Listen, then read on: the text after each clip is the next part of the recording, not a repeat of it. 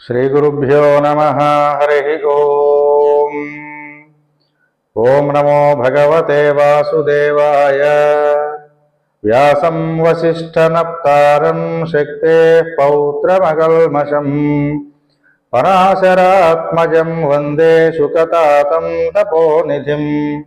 व्यासाय विष्णुरूपाय व्यासरूपाय विष्णवे नमो वै ब्रह्मनिधये वासिष्ठाय नमो नमः। వేద సంబంధమైనటువంటి విజ్ఞానానికి వేదములు, పురాణములు, ఇతిహాసములు మొదలైనటువంటి రూపములలో సమాజానికి అందించి సామాజికాభ్యుదయానికి నాంది ప్రస్తావన చేసినటువంటి వ్యాస భగవానుడికి నమస్కరిస్తూ శ్రీ వాసుదేవార్చనం యూట్యూబ్ ఛానల్ని వీక్షిస్తూ ఇందరి విశేషాలు తెలుసుకుంటున్నటువంటి అందరికీ కూడా నమస్సుమాంజలి అర్పణ చేస్తూ ఉన్నాను. ఈ వాసుదేవార్చనం యూట్యూబ్ ఛానల్ని ఇంకా ఎవరైనా సబ్స్క్రైబ్ చేసుకున్నటువంటి వాళ్ళు ఉన్నట్లయితే చేసుకోండి. మీ ఇష్టాన్ని తెలియజేస్తూ ఒక లైక్ ఇవ్వండి. అట్లాగే దాని పక్కనే ఉన్నటువంటి బెల్ ఐకాన్ని నొక్కితే మీకు నేను వీడియో అప్లోడ్ చేయగానే తెలుస్తుంది కనుక అందరూ కూడా ఆయా మార్గాన్ని అనుసరించి నా ఈ ప్రయత్నానికి ప్రోత్సాహాన్ని అందిస్తారని ఆకాంక్షిస్తూ మనం తెలుసుకుంటున్నటువంటి శ్రీ భారతీ సూక్తి విశేషాల్లో భాగంగా ఆంధ్ర మహాభారతం ఆదిపర్వంలోని సప్తమాశ్వాసం 7వ ఆశ్వాసంలో చెప్పబడినటువంటి అంగారపర్ణుడి యొక్క వృత్తాంతాన్ని గురించి మనం ఈ రోజున తెలుసుకుందాం. ఇందులో ఒక మంచి సూక్తి చెప్పబడుతూ ఉన్నది. అందుకోసం ఈ వృత్తాంతాన్ని కొంచెం తెలుసుకుని అందులో ఉన్నటువంటి సూక్తి విశేషాన్ని గురించి వివరించుకుందాం.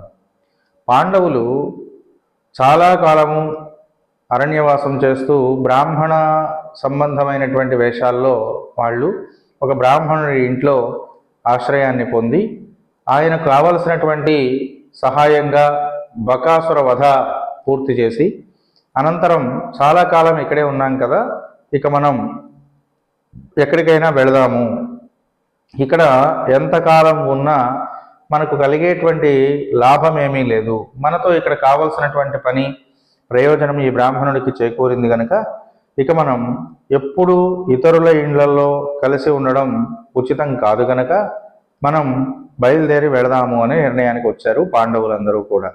అలా వచ్చిన తర్వాత దక్షిణ పాంచాల దేశం అనేటువంటిది ఎంతో అందంగా ఉంటుంది అని, పాంచాల దేశాన్ని పరిపాలించేటువంటి రాజు చాలా గొప్ప ధర్మ బుద్ధి కలిగినటువంటి వాడు అని తెలుసుకున్నాము. కనుక ఈ పాంచాల దేశం చూస్తే ఎలా ఉంటుంది అని వాళ్ళొక ఆలోచనకు వచ్చారు. అంతేకాకుండా పాంచాల దేశంలో గృహస్థులు బ్రాహ్మణ శ్రేష్ఠులందరికీ కూడా అడగకుండానే భక్తి శ్రద్ధలతోటి మనోహరమైనటువంటి ఆహారాన్ని అందిస్తారని, కనుక బ్రాహ్మణులకు గౌరవం అధికంగా కలిగినటువంటి ప్రదేశంగా పాంచాల దేశం ఉన్నది. అందువల్ల మనం అందరం కూడా పాంచాల దేశానికి వెళదామని అనుకున్నారు.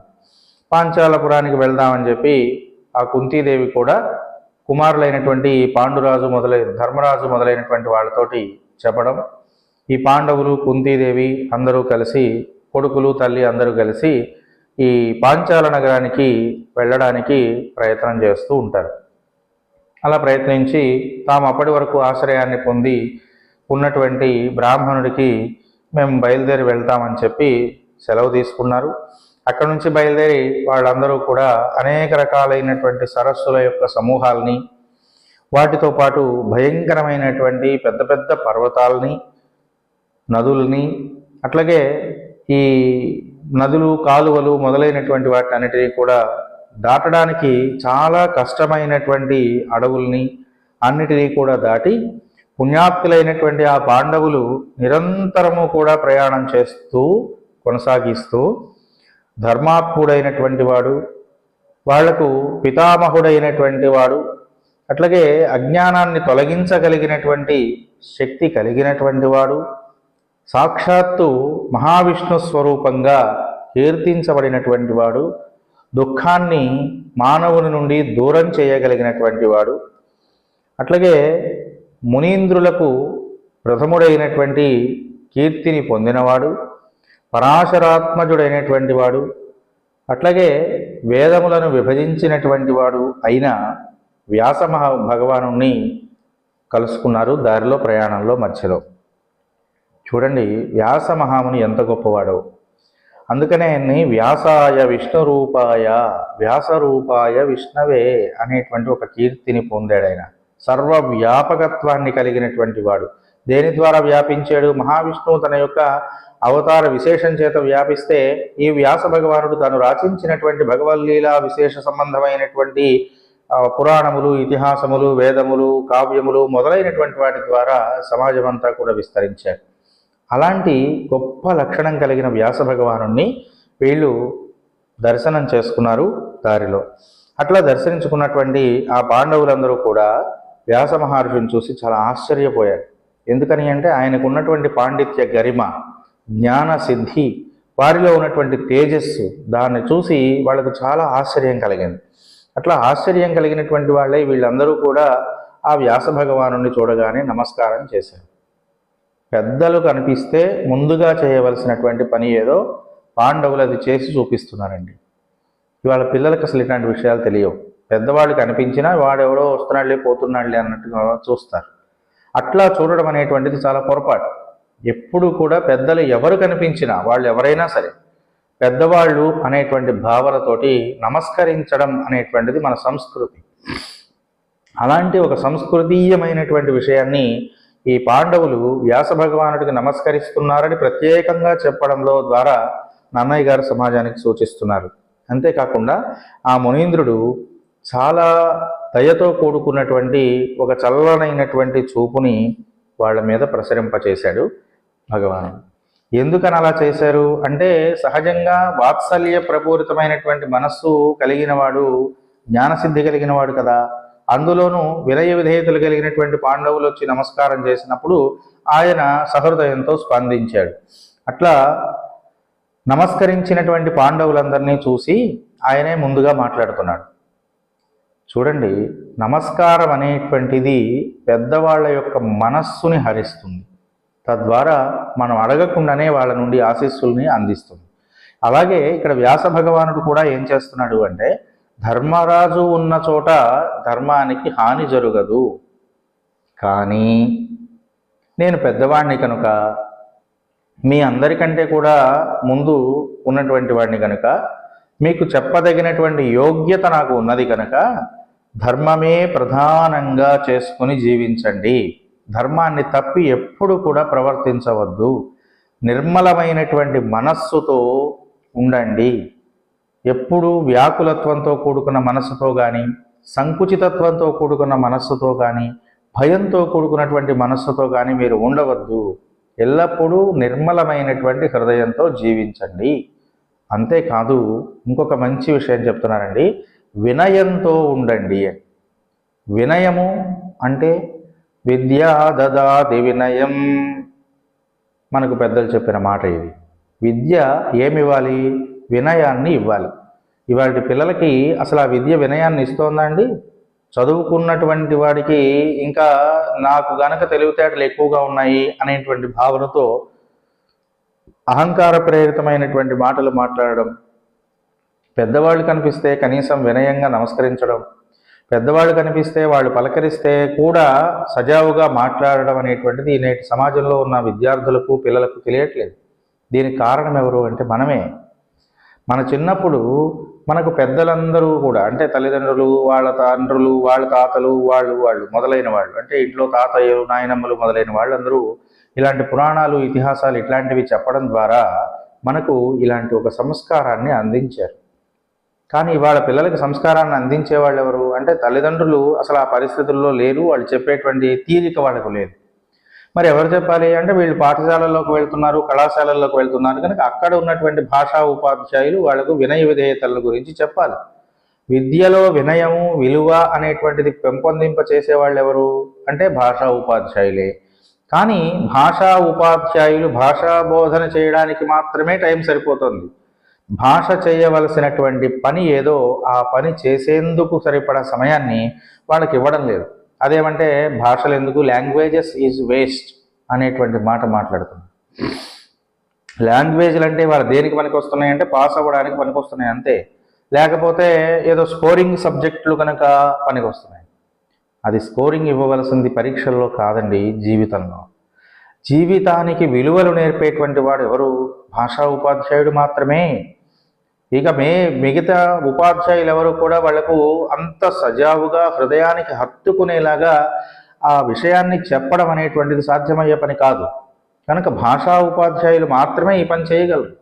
కానీ కార్పొరేట్ విద్యా వ్యవస్థలో భాషా ఉపాధ్యాయుల పరిస్థితి ఎలా వచ్చిందంటే వాళ్ళు ఇచ్చినటువంటి కరికులం ప్రకారం ఏదో 4 మాటలు చెప్పడం, పాఠ్యాంశాన్ని టూకీగా చెప్పేసి కప్పదాటుతనంతో విషయాన్ని అందించేసి పుస్తకంలో ఉన్న జ్ఞానం వరకే చెప్తున్నారండి. పుస్తక జ్ఞానం అనేటువంటిది జీవితాన్ని మార్చదు. పుస్తక జ్ఞానంతో పాటు దానిని మన మస్తకానికి అందించేటువంటి ఉపాధ్యాయుడి యొక్క అనుభవపూరితమైనటువంటి మాటలు అతనిని ఉన్నత స్థితికి చేరుస్తాయి. విద్యార్థులకు వినేటువంటి లక్షణాన్ని అలవాటు చేసేవాడు భాషా ఉపాధ్యాయుడు, వినయాన్ని అందించేవాడు భాషా ఉపాధ్యాయుడు, వినయ విధేయతల్ని పెంపొందింప చేసేవాడు భాషా ఉపాధ్యాయుడు, సామాజికమైనటువంటి అభ్యుదయ కాంక్షులుగా విద్యార్థులను తయారు చేసేటువంటి వాడు భాషా ఉపాధ్యాయుడు, జాతీయ సమైక్యతావాదాన్ని పెంపొందింప చేసేవాడు భాషా ఉపాధ్యాయుడు. అంతేకాదు విలువలతో కుటుంబ వ్యవస్థల యొక్క విషయాన్ని, దాని యొక్క విలువను తెలియజెప్పేవాడు భాషా ఉపాధ్యాయుడు. ఆడవాళ్ళు, స్త్రీలు, వాళ్ళ యొక్క విలువలు, వాళ్ళతో ఉండాల్సినటువంటి తీరుతెన్నులు మొదలైనవన్నీ కూడా చెప్పేవాడు భాషా ఉపాధ్యాయుడే. అది భాష ఏది అన్నది ప్రధానం కాదు. కానీ భాషా ఉపాధ్యాయులకు సమయం ఇవ్వలేకపోవడం వల్ల, ఇచ్చినా చెప్పేటువంటి స్థితి భాషా ఉపాధ్యాయులకు లేకపోవడం వలన సామాజికమైనటువంటి వినాశనం జరుగుతోంది. చాలామంది పిల్లలు చూడండి పెరుగుతున్నారు, ఒత్తిడిని తట్టుకోలేక ఆత్మహత్యలకు పాల్పడిపోతున్నారు. జీవితంలోకి అడుగు పెడతారు, ఏదో చిన్న సమస్య వస్తే దాన్ని పరిష్కరించుకోవడం మానేసి ఆత్మహత్యలకు పాల్పడేటువంటి స్థితికి దిగజారిపోతున్నారు. దీనికి కారణం ఏమిటి అంటే వాళ్ళ యొక్క మానసికమైనటువంటి ఎదుగుదల లేదు. మనోస్థైర్యాన్ని పెంపొందింపచేసేటువంటి బోధన ఈవేళ భాషా ఉపాధ్యాయుల దగ్గర లేదు. మరి ఈ తప్పు భాషా ఉపాధ్యాయులదేనా అండి అంటే ఒక్క భాషా ఉపాధ్యాయులదే కాదు. భాషా ఉపాధ్యాయుడు అంటే భావ పరంపరల చేత విద్యార్థుల యొక్క మనస్సుని ఆకట్టుకోవడం, విద్యార్థుల హృదయంలో మార్పుని తీసుకొచ్చేటువంటి స్థితిని కలిగి ఉండడం. అలాంటి స్థితిలో ఉన్న ఉపాధ్యాయులు ఎంతమంది ఉన్నారు? అసలు ఇవాళ ఉపాధ్యాయులకు నిజంగా మాట్లాడితే పద్యాన్ని ఎక్కడ విడగొట్టాలో తెలియదు, ఆ పదాన్ని ఎక్కడ విడగొడితే ఏమి అర్థం వస్తుందో తెలియదు, ఆ అర్థాన్ని ఎక్కడ ఎలా ఉపయోగించుకోవాలో అంతకంటే తెలియని పరిస్థితుల్లో మన విద్యా వ్యవస్థ ఉన్నదండి. మనం వాళ్ళని విమర్శించాలన్న ఉద్దేశంతో నేను చెప్పట్లేదు, కానీ ఉన్న వాస్తవం ఇది. దీన్ని ఎంతమంది గుర్తిస్తున్నారండి? తల్లిదండ్రులతో సహా ప్రతి వాళ్ళు కూడా లాంగ్వేజ్ దేనికండి, పరీక్షలో పాస్ అయితే చాలు కదా అంటున్నాను. పరీక్షలో పాస్ అవుతాడండి, కానీ జీవితంలో పాస్ అవ్వరు. జీవితంలో పాస్ కావాలి అంటే, ఉత్తీర్ణుడు కావాలి అంటే వాడికి భాషా ఉపాధ్యాయులు అందించేటువంటి జ్ఞాన పరంపరలు వాడి హృదయంలో ఉండాలి. వారి మస్తిష్కంలో మొత్తం అంతా కూడా ఆ విలువలతో కూడుకున్నటువంటి విద్యా బోధన చేయగలగాలి. అదే కదా చెప్పింది, రసజ్ఞత ఎంచుక చాలకున్న ఆ చదువు నిరర్థకంబు, నువ్వు ఎంతన్నా చదువుకో, దాంట్లో జ్ఞాన పరంపరలు లేకపోతే, విలువలు లేకపోతే విలువలు లేని విద్య విలువలేని విద్య అవుతుంది. కాబట్టి విద్యార్థులు అనేటువంటి వాళ్ళ స్థాయి నుంచే మార్పులు తీసుకురావాలి. అలాంటి స్థితి వస్తుందా అండి? లేదు. కారణం ఏమిటంటే ఇదే, కనీసం పోని ఉపాధ్యాయులు చెప్పట్లేదు. ఇంట్లో ఉన్నటువంటి వాళ్ళు ఎవరన్నా చెప్పేటువంటి అవకాశం ఉందా అంటే భారతమా, భాగవతమా, అబ్బో అవన్నీ పురాణాలు కదా, కథలు కదా అనేటువంటి ఒక చులకన భావన. ముందు హైందవ సమాజంలో ఉన్నటువంటి ఈ దౌర్భాగ్యపు లక్షణం ఎప్పుడైతే మన నుండి దూరం అవుతుందో, మనమంటేనే మనకు చులకన, మన గ్రంథాలంటే మనకు చులకన, మన భగవంతుడంటే మనకు చులకన, మనలో ఉన్నటువంటి సంస్కారాన్ని గురించి పెంపొందింప చేసుకునే లక్షణాన్ని ఆపాదించుకోవడం అంటే మనకు చులకన. విలువగా బతికే వాళ్ళని చూస్తే మనం ఏంటో విమర్శిస్తాం. దానికి కారణం ఏంటో తెలియదు. ఇలాంటి స్థితి నుండి బయటకు రావాలంటే ఇదిగో ఇలాంటి పురాణములు, భాగవతములు, భారతములు, ఇతిహాసాలు ఎన్నో ఉన్నాయి, రామాయణాలు ఇలాంటివి. వాటిలో ఉన్నటువంటి విషయాలు ఏముంటాయండి అంటే ఇదిగో ఇప్పుడు చెప్పారు కదా అండి, మనస్సులో మార్పును తీసుకురావడం, నిర్మలమైన మనస్సుతో మీరు ఉండండి. వ్యాస భగవానుడు ఎవరికి చెప్తున్నాడు? పాండవులకు మాత్రమే చెప్తున్నాడా? కాదు కదా, ఆ విషయం మనందరికీ కూడా చెప్తున్నాడు. కనుక మనం తెలుసుకోవాలి. పిల్లలలో వినయాన్ని పెంపొందింపజేయాలి. వినయం వినయం అంటున్నారండి, అసలు ఏమిటి వినయం అంటే?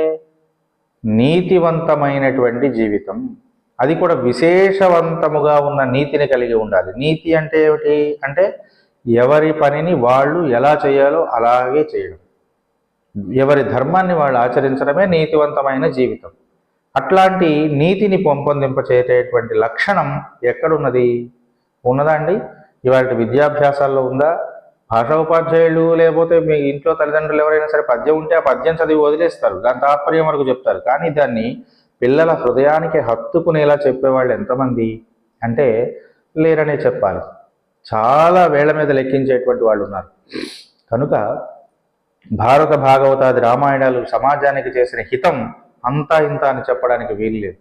అంత గొప్ప విషయం ఈ ఒక చిన్న మాటలో ఉంది. మీరు నిర్మలమైన మనస్సుతో ఉండండి, ధర్మబద్ధులై ఉండండి, నీతివంతులై ఉండండి, వినయాన్ని కలిగి ఉండండి.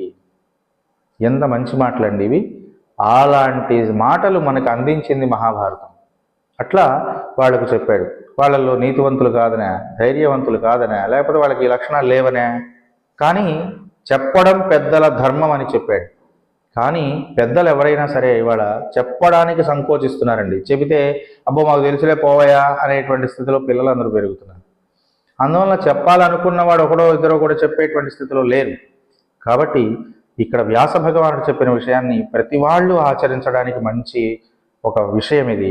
కనుక గ్రహించేస్తారని చెప్పి నేను ఆశిస్తూ మీ అందరికీ ఇంత వివరంగా చెప్పడంలో ఉన్న ఉద్దేశ్యం కూడా అదే. కనీసం మనస్సుకి హత్తుకునేలాగా తెలుసుకోండి, హృదయంలోకి అందించుకోండి, పిల్లలకు విలువలు నేర్పండి. పిల్లలకు విలువలు నేర్పడం అంటే పెద్దలు చూడంగానే పెద్దవాళ్ళు వస్తున్నారు నమస్కరించిన ఆయన, ఆ పెద్దవాళ్ళు వస్తున్నారు వాళ్ళని గౌరవించాలి, మర్యాదగా మాట్లాడాలి అనేటువంటి స్థితి వాళ్ళకు కల్పించాలి. మనమే కదా చెప్పాలండి. అలాంటి ఒక మంచి మాటని వ్యాస భగవానుడు ఈ మాటల ద్వారా అందిస్తున్నాడు. ఆయన అందించి ఇంకొక మాట కూడా చెప్తున్నాడు వాళ్ళకి. ఒక మునికన్య పూర్వజన్మలో చేసుకున్నటువంటి కర్మవశాత్తు భర్తని పొందలేక దురదృష్టవంతురాలైపోయి కఠోరమైనటువంటి ఒక తపస్సు చేసి పరమేశ్వరుని గురించి తపస్సు చేసింది. అలా చేసిన తర్వాత ఆ పరమేశ్వరుడు ప్రత్యక్షమై ఏం వరం కావాలి అని అడిగినప్పుడు తత్తరపాటుతో నాకు పతి సేవా భాగ్యాన్ని ప్రసాదించమని ఆవిడ వేడుకున్నది. పతిదానాన్ని ఇవ్వండి అని కోరుకున్నది. అలా ఎన్నిసార్లు అడిగిందంటే 5 సార్లు అడిగిందటండి. ఇలా 5 సార్లు అడిగేసరికి పరమేశ్వరుడు అన్నాడు, నీకు 5గురు భర్తలు లభించుగాక అని చెప్పి పరమేశ్వరుడు వరం ఇచ్చాడు. అట్లా ఇచ్చినటువంటి ఆ అమ్మాయి మరుసటి జన్మలో నీకు 5గురు భర్తలు లభిస్తారనేటువంటి విషయాన్ని విని ఇది ఎలా సాధ్యమవుతుంది అనుకున్నది. సంతోషంతో పరమేశ్వరుడికి నమస్కారం చేసింది. ఆ వరాన్ని పొందినటువంటి ఆ అమ్మాయే ఇప్పుడు కృష్ణ అనేటువంటి పేరుతో పాంచాల నగరంలో పాంచాల రాజు యొక్క కుమార్తెగా జన్మించింది. ఆవిడకు స్వయంవరాన్ని ఈ రోజున ప్రకటించాడు. మీరందరూ కూడా పాంచాల దేశానికి వెళ్ళండి, మంచి జరుగుతుంది అని చెప్పాడు. మీరందరూ ద్రుపదపురానికి వెళితే, పాంచాల నగరాన్ని పరిపాలించేవాడు ద్రుపదుడు. ఆ ద్రుపదుని యొక్క నగరానికి గనక వెళ్ళినట్లయితే మీకు మేలు కలుగుతుంది అని చెప్పాడు. చూడండి, పెద్దవాళ్ళ యొక్క సందర్శనం ద్వారా ప్రస్తుత కాలానికి కావలసినటువంటి మంచితో పాటు భవిష్యత్ తరాలలో ఉపయోగపడేటువంటి ఒక మంచి విషయాన్ని ఖచ్చితంగా వాళ్ళు చెబుతారు. వాళ్ళనే పెద్దవాళ్ళు అంటారు. అట్లా చెప్పేటువంటి వాళ్ళనే జ్ఞానులు అంటారు. అలా చెప్పేటువంటి వాళ్ళనే పండితులు అంటారు. నువ్వు అడిగినా అడగకపోయినా కూర్చోబెట్టి చెబుతారు వాళ్ళ. ఈయన కూడా అలాగే చెప్పాడు, మీకు అక్కడికి వెళ్ళండి, భవిష్యత్తులో మంచి జరుగుతుంది, మేలు కలుగుతుంది అని చెప్పి వ్యాస భగవానుడు వెళ్ళిపోయాడు. ఈ పాండవులు కుంతితో కలిసి రాత్రింబగళ్ళు కూడా ఎడతెగకుండా ప్రయాణం చేస్తూ అలసిపోయి ఒకరోజు అర్ధరాత్రి పూట గంగానదిలో సోమశ్రవ అనేటువంటి ఒక తీర్థం ఉన్నది. ఆ తీర్థంలో స్నానం చేయాలి అని అనుకున్నారు. అర్జునుడు వెలుగు కోసం అని చెప్పి దాంతోపాటు వాళ్ళ యొక్క మిగతా వాళ్ళందరినీ కూడా రక్షించడం కోసం అని చెప్పి ఒక కాగడాన్ని చేతితో పట్టుకున్నాడు, వెలుతురుతో ఉండటం కోసం. ఆ కాగడాన్ని పట్టుకుని ఆయన ముందు నడుస్తున్నాడు. మిగతా పాండవులు, కుంతిదేవి అందరూ కూడా ఆయన వెనకాల నడుస్తూ వెళుతున్నారు. అట్లా వెళ్ళిన తర్వాత కొంత దూరం వెళ్ళేసరికి అక్కడ ఆ తీర్థం దగ్గర, సోమశ్రవ అనేటువంటి తీర్థం దగ్గర అంగారపర్ణుడు అనేటువంటి ఒక గంధర్వుడు తన భార్యలతో కూడి స్నానం చేస్తున్నాడు, జలక్రీడలాడుతున్నాడు ఆయన సరదాగా. అట్లా జలక్రీడలాడడానికి గంగానదికి వచ్చినటువంటి ఆ అంగారపర్ణుడికి ఎవరో వస్తున్నట్లుగా ఈ పాండవుల యొక్క పాదధ్వని ఆయనకి వినిపించి ఎవరో వస్తున్నారు అని అనుకున్నాడు. అనుకున్నవాడు ఊరుకోవచ్చు కదా, ఊరుకోకుండా కొంచెం మాట తూలి మాట్లాడుతున్నాడు. ఇలా అర్ధరాత్రమును సంధ్యలు రెండును భూత యక్ష దానవ గంధర్వులు క్రొమ్మరియడు పొద్దులు విలయంగ ఇందు అవని చెరులు వెరతురు నడవన్. మాట్లాడుతున్న మాటలు ఇవి.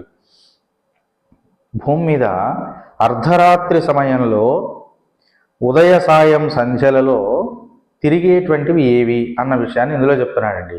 ఏం తిరుగుతాయట అర్ధరాత్రి పూట అంటే భూతాలు, యక్షులు, రాక్షసులు, గంధర్వులు, కిన్నరులు ఇలాంటి వాళ్ళు అర్ధరాత్రి పూట తిరుగుతారు. అర్ధరాత్రి పూట తిరిగేటువంటి వాళ్ళందరూ కూడా ఈ భూత ప్రేత పిశాచాది లక్షణాలు కలిగినటువంటి వాళ్ళే. ఇప్పుడు ఎవరు తిరుగుతున్నారు అర్ధరాత్రి పూట?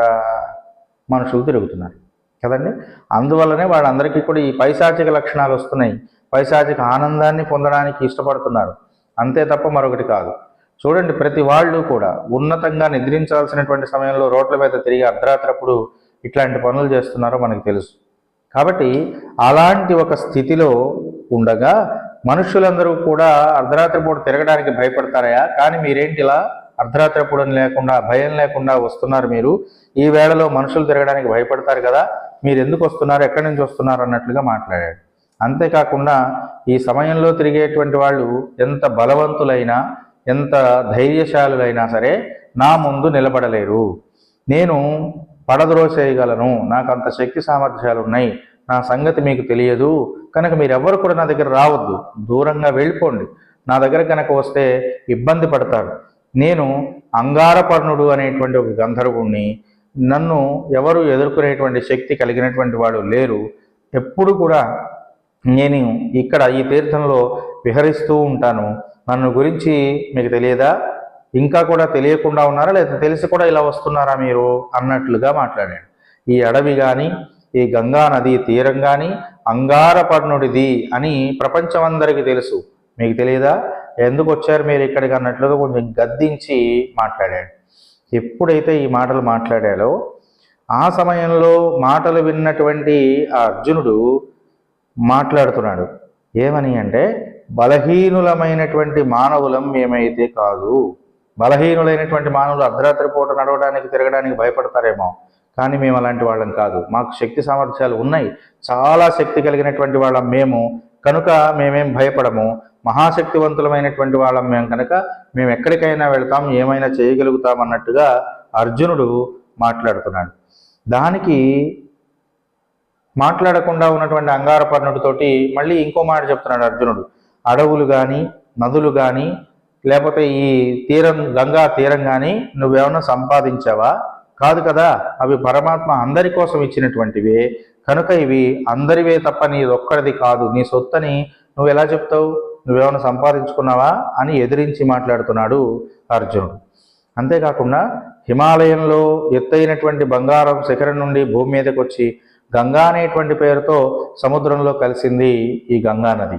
అంతేకాదు ఆకాశ మార్గంలో మందాకిని అనేటువంటి పేరుతో దేవతలకు, యక్షులకు అందరికీ కూడా ఆనందాన్ని ఇస్తుంది. ఆకాశ సంచారులందరూ కూడా మందాకిని ప్రభావం చేత పునీతులవుతున్నారు. పాతాళ లోకంలో అదే గంగా నది భోగవతి అనేటువంటి పేరుతో ప్రవహిస్తూ 3 లోకాలని కూడా పరమ పవిత్రం చేస్తుంది. అది నాది అని నువ్వు ఎలా అంటావు? అది ప్రపంచాన్ని పునీతం చేయడానికి వచ్చినటువంటి నది కదా, దానిలో స్నానం చేయడానికి అందరికీ హక్కు ఉన్నది, అందరికీ అవకాశం ఉన్నది కనుక నువ్వు నాది అని అడ్డుపడడానికి నీకు ఎటువంటి అధికారము లేదు. కనుక నువ్వు స్నానం చేయడానికి వచ్చినట్టే మేము కూడా స్నానం చేయడానికి వచ్చాం. నువ్వు అడ్డుకునేటువంటి శక్తి కలిగిన వాడివి కాదు. నువ్వు మాట్లాడినటువంటి మాటలకి మేమేమి భయపడము అన్నారు.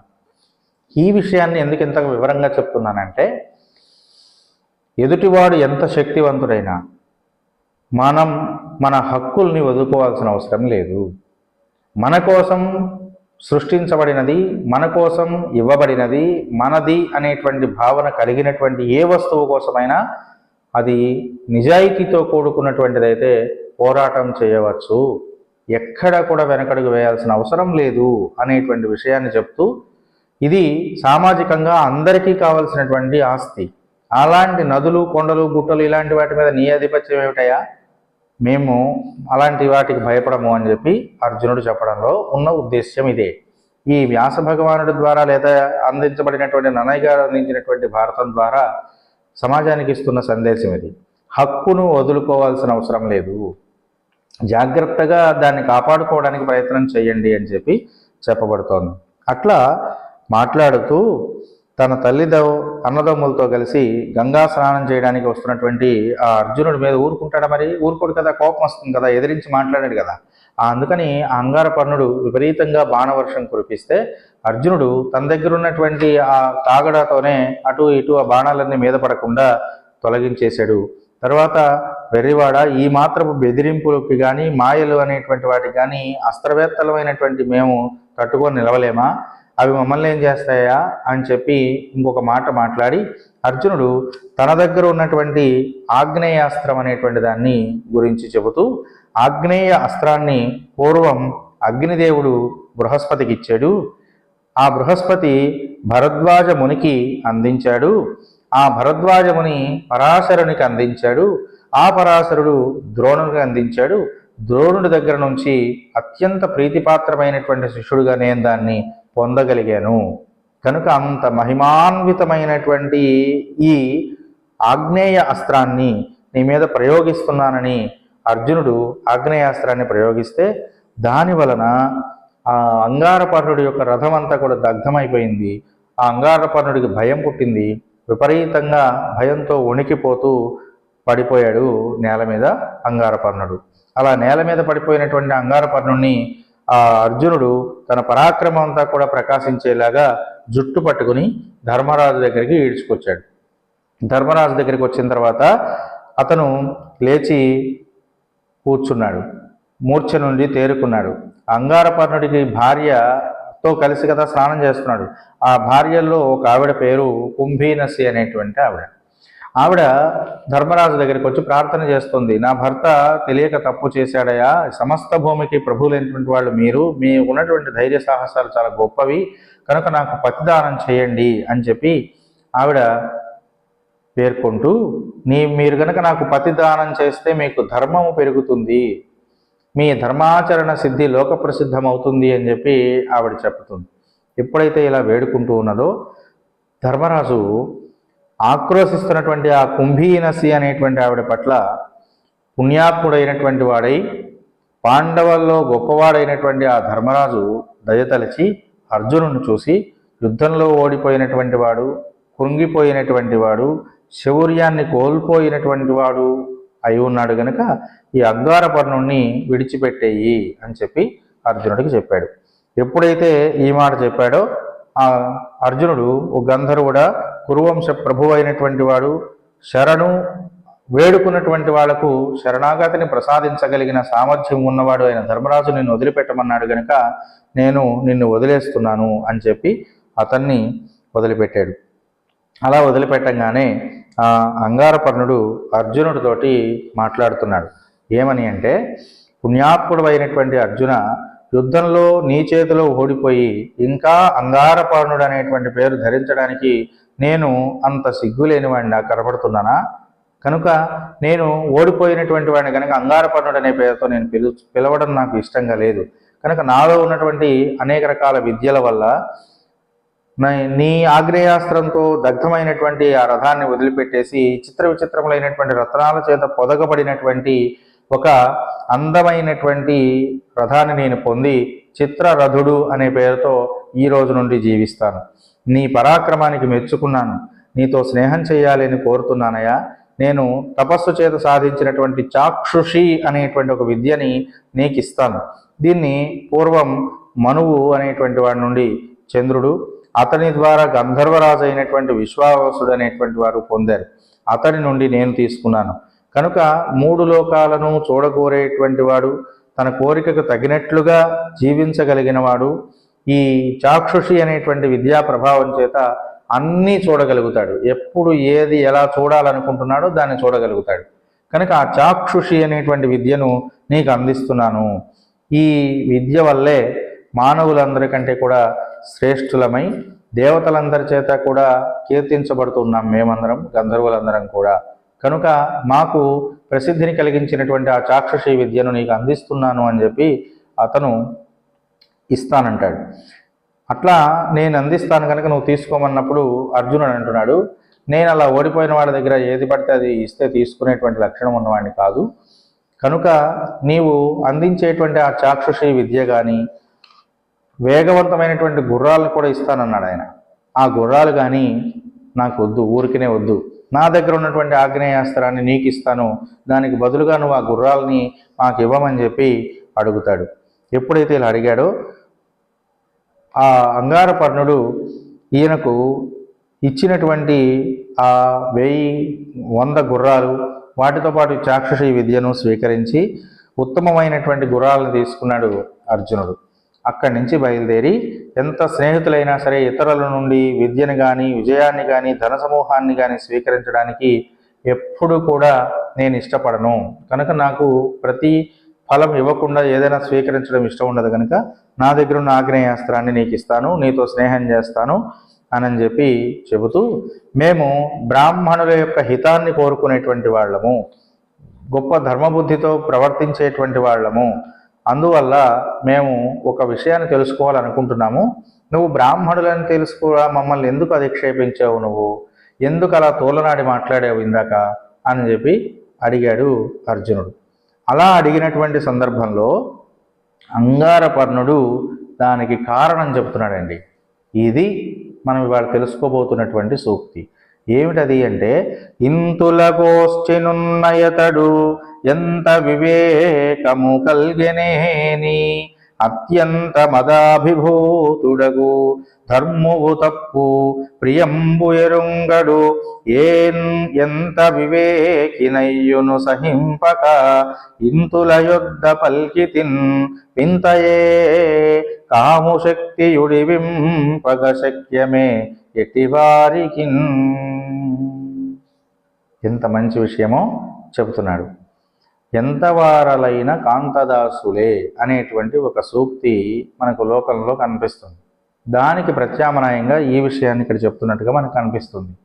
స్త్రీల గోష్ఠిలో ఉండేటువంటి వాడు, స్త్రీలతో కలిసి ఉన్నటువంటి వాడు వ్యామోహితుడై ఉంటాడు. మోహం చేత వాళ్లకు బద్ధుడైపోయి ఉన్నటువంటి పురుషుడు ఏం చేస్తాడట, వాళ్లతో కలిసి ఉన్నప్పుడు వాడు ఎంత వివేకవంతుడైనా, పండితుడైనా, మరొక జ్ఞానం కలిగినటువంటి వాడే అయినప్పటికీ కూడా అత్యంత మదాభిభూతుడగు, మిక్కిలి మదము కలిగినటువంటి వాడు అవుతాడట.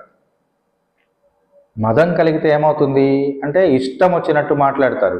ఎవరితో ఎప్పుడు ఎక్కడ ఎలా మాట్లాడాలో తెలియదు. ఆడవాళ్ళు ఉన్నప్పుడు ఇంకా కొంచెం ఎక్కువగా ప్రవర్తించడం అనేది జరుగుతుంది. దీనికి కారణం ఏంటంటే మద అభిభూతి కలగడం. వాళ్ళలో ఆ మద మాత్సర్యాది గుణాలు పేట్రేగిపోయి ఉండడం చేత ఆడవాళ్ళు పక్కన ఉన్నప్పుడు మగవాళ్ళు ఇలా మాట్లాడతారు. దీనికి కారణం ఏమిటి అంటే అది వాళ్ళ మీద ఉన్నటువంటి వ్యామోహం చేత, వాళ్ళ దగ్గర ఎక్కడ చులకనైపోతానో అనేటువంటి ఒక భయం చేత అలా మదాభిభూతుడవుతాడు. అంతేకాదు ధర్మము తప్పు, ధర్మాన్ని కూడా తప్పుతాడు. ఏం చేయాలో దరి చేయడు, మిగతా పనులన్నీ చేస్తాడు. ఆడవాళ్లతో వ్యామోహంతో ఉన్నటువంటి వాళ్ళందరూ చేసే పనులు ఇవే. ధర్మాన్ని తప్పి ప్రవర్తిస్తారు. ఏది ధర్మము ఏది అధర్మం అని ఆలోచించరు. ఒకవేళ తెలిసినా సరే, నేను చేస్తున్న పని ధర్మం కాదని తెలిసినా సరే అదే చేయడానికి చూస్తాడు. ఇది స్త్రీలలో ఉన్నటువంటి గొప్ప ఆకర్షక శక్తి. అంటే నేను వాళ్ళని తిట్టడం అనేటువంటి పని చేయట్లేదండి, కానీ పురుషులందరూ కూడా స్త్రీ వ్యామోహితులై స్త్రీలు పురుషులను వ్యామోహం చేత ఆకట్టుకునేటువంటి వాళ్ళు, ఆకర్షించేటువంటి లక్షణం కలిగినటువంటి స్త్రీలు కొంతమంది ఉన్నారు. వాళ్ళు పరిపాలకులందరినీ కూడా, లేకపోతే యజమానులందరినీ లేదా నాయకులందరినీ కూడా ఆకట్టేసుకొని వాళ్ళ వ్యామోహంలో ఆ నాయకుల చేత అనేక రకాలైనటువంటి వ్యర్థమైనటువంటి పనులు చేయిస్తుంటారు. అలాంటి పనులు ఎందుకు చేస్తారు వాళ్ళంటే, మదము పెచ్చి పేరిపోవడం చేత, నాకు కానీ వీళ్ళందరూ ఉన్నారనేటువంటి ఒక భావం చేత వాళ్ళు ధర్మాన్ని తప్పి ప్రవర్తిస్తారు. ప్రియంబు ఎరుంగరు, ఏది మంచో అది తెలుసుకోరు. ఏది చేస్తున్నా అది మంచిదని అనుకుంటూ చేసేస్తూ ఉంటారే తప్ప మంచి పనిని మాత్రమే వాళ్ళు చేయరు. ఎంత భయంకరమైనటువంటి లక్షణాలు చూడండి. మదం పేటరేగడం, ధర్మాన్ని తప్పడం, దాంతోపాటు మంచిని చేయకుండా ఉండడం, ఈ మూడు చాలు కదండి సమాజానికి నాశనానికి. కాబట్టి సమాజంలో ఉన్నటువంటి సాధు జీవులందరూ కూడా దీని వలన అనేక రకాలైనటువంటి అవస్థలు పడే అవకాశం ఉంది. కనుక వ్యామోహితులైనటువంటి పురుషులు ఆ స్త్రీల వ్యామోహంతో ఉన్నప్పుడు ఇలా ఏం చేస్తున్నారో తెలియకుండా చేయడం అనేది లోక సహజం కదా. ఎంత వివేకవంతుడైనా సరే అలా తప్పు చేస్తాడు కదా అర్జున. నేను కూడా అలాగే నా భార్యలు పక్కన ఉండేసరికి కన్ను మిన్ను కానకుండా నేను మాట్లాడనయ్యా అని చెప్పి నిజాన్ని ఒప్పుకుంటున్నాడు ఈయన. ఎంత వివేకిని అయ్యును సహింపగా ఇంతుల వద్ద పల్కితిన్, నా భార్యల వద్ద నాకు అవమానం జరిగేసరికి నేను మాట్లాడానయ్యా నా గొప్పతనాన్ని చెప్పుకోవడానికి, అంతే తప్ప మీ మీద ఏదో దురభిమానం కలిగో మరొకటో కాదు. కాముశక్తి ఉడివింపగ శక్యమే ఎట్టివారికైన్, కామవాంఛతో ఉన్నటువంటి వాళ్లకు దాన్ని వ్యామోహాన్ని తప్పించడం అనేటువంటిది సాధ్యమయ్యే పని కాదు. కనుక కామమోహితత్వాన్ని ప్రదర్శించేటువంటి స్త్రీలు సామాజిక వినాశకారకులు అవుతున్నారు. సమాజంలో ధర్మాన్ని తప్పేలా ప్రవర్తించడానికి కారకులు అవుతున్నారు. కనుక స్త్రీలు ఉన్నతమైనటువంటి లక్షణాలు కలిగి ఉండండి, పూజించేటువంటి లక్షణాన్ని కలిగి ఉండండి, సాంప్రదాయ సిద్ధమైనటువంటి వస్త్రధారణ చేయండి, ఉన్నతమైనటువంటి ఆశయాలను సమాజానికి అందించడంలో ముందు ఉండండి, సమాజం అభ్యున్నతిని పొందడానికి కావలసినటువంటి మార్గాన్ని ఇంటి నుండే అందించడాన్ని ప్రారంభించండి. ఆనాడు మన సమాజం ఉన్నతత్వాన్ని పొందుతుంది, వివేకవంతులవుతారు. సమాజంలో ఉన్నటువంటి పిల్లలందరూ అభ్యుదయ కాంక్షులై ఉన్నతమైనటువంటి జీవితాన్ని పొందగలుగుతారు.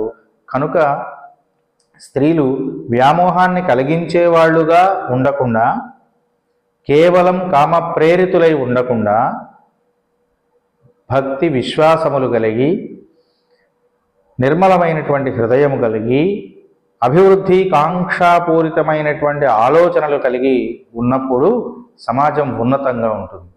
కనుక అలాంటి లక్షణాన్ని కలిగి ఉండటం స్త్రీలకు ఉండవలసిన ధర్మము అనే విషయాన్ని చెబుతూ నన్నయ్య గారు మనకు ఒక మంచి సూక్తిని దీని ద్వారా అందించారు. అట్లా అందించినటువంటి ఆ సూక్తిని తెలుసుకుని సమాజంలో ఉన్నటువంటి వాళ్ళందరూ కూడా సమున్నత భావజాలాన్ని పెంపొందింప చేసుకోండి. ఇదేదో స్త్రీలను విమర్శించడం కోసం చెప్పిన విషయం కాదండి. ఎప్పుడైనా బంగారం ఎక్కడ ఉండాలనుకుంటాం? లాకర్లో ఉండాలి, జాగ్రత్తగా ఉండాలి, బీరువాలో ఉండాలనే కదా అనుకుంటాము. స్త్రీలందరి ఎడల ఉండవలసిన భావం కూడా బంగారాన్ని దాచుకున్నట్లుగా దాచుకునేటువంటి లక్షణం. అందుకని మీరందరూ ఉన్నతంగా ఉండండి, ఇళ్లల్లో ఉండండి, జాగ్రత్తగా ఉండండి అని చెప్పేటువంటి కారణం. అంతే తప్ప వాళ్ళని అణగదొక్కటానికి కాదండి. సమాజంలో ఈ లక్షణాలు పెరిగిపోయినాయి. మమ్మల్ని అణగదొక్కుతారా, ఎప్పుడు వంటింటోనే మేము ఉండాలా, మేము అక్కడనే ఉంటేనే కుదురుతుందా అని అంటే వాళ్ళ రక్షా కవచం వంటిది. కనుక వాళ్ళని అక్కడ ఉండమన్నారు. అన్నపూర్ణాదేవిలా వాళ్ళని భావించి వాళ్ళు పెట్టినటువంటి దాన్ని ప్రసాదంగా స్వీకరించి తినేటువంటి సందర్భాలు ఉన్నాయి పూర్వం. అట్లాంటివన్నీ పోయి ఇవాళ ఎవరి ధర్మాన్ని వాళ్ళు వదిలేసి, ఎవరి లక్షణాన్ని వాళ్ళు వదిలేసి, స్త్రీలు స్త్రీల లక్షణాలు కలిగిన వాళ్ళు లేరు, పురుషులు పురుషుల లక్షణాన్ని కలిగిన వాళ్ళు లేరు, పిల్లలు పిల్లల లక్షణాలతో లేరు, ఉపాధ్యాయులు ఉపాధ్యాయుల లక్షణాలతో లేరు. వీటన్నిటికీ కారణం ఎవరు? ఒక కుటుంబ వ్యవస్థ కాదండి. ఆ కుటుంబాన్ని పెంచి పోషించేటువంటి ఒక బాధ్యత కలిగినటువంటి స్త్రీలు సముదాత్తమైనటువంటి భావజాలాన్ని కలిగి ఉంటే ఆ సమాజం ఉన్నతీకరించబడుతుందనే విషయాన్ని మహాభారతంలోని ఈ సూక్తి ద్వారా మనకు అందిస్తున్నారు. అలాంటి ఒక సూక్తి ఇందులో చెప్పబడుతోంది. మీరందరూ కూడా దీన్ని ఆచరించి సమున్నతమైన భావజాలాన్ని కలిగి ఉంటారని, సామాజిక అభ్యుదయంలో మీరందరూ కూడా భాగస్వాములు అవుతారని ఆకాంక్షిస్తూ ఎవరైనా పొరపాటుగా దీన్ని స్వీకరించినట్లయితే మన్నించవలసిందిగా కూడా తెలియజేస్తూ, ఉన్న విషయాన్ని మాట్లాడినప్పుడు దాన్ని సహృదయంతో స్వీకరించేందుకు గాను ప్రయత్నిస్తూ, పొరపాటు కనుక ఉంది అని భావిస్తే మన్నించవలసిందిగా తెలియజేస్తూ ఈనాటికి ఈ విషయాన్ని ఇంతటితో ముగిస్తున్నాను. స్వస్తి సర్వేషాం సమస్త సన్మంగళాని భవంతు. స్వస్తి.